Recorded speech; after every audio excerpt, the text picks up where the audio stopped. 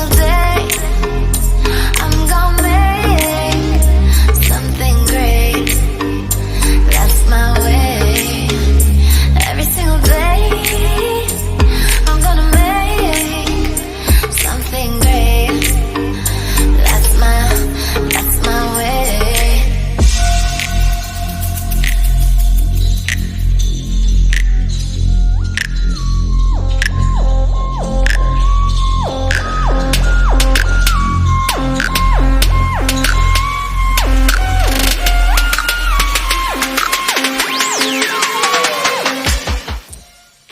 Pero no creo que sea saber cómo conseguir lo que quiero.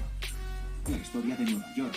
Trump no pagó por construir un edificio de 300 o 400 apartamentos como chulos. Manhattan se ha convertido en un lugar para ricos.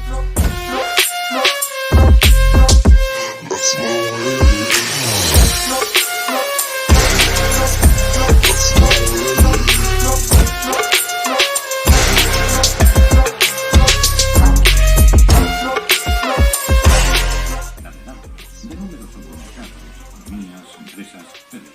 ¿Qué sucede y qué podría suceder a continuación?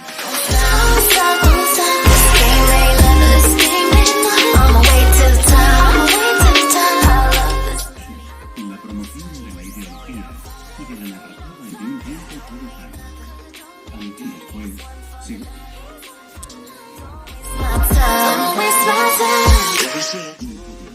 Las empresas y acciones, quienes además eran los únicos que regulaban el sistema.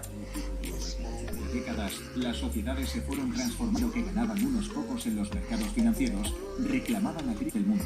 Se buscaban constantemente nuevos modos de ampliar.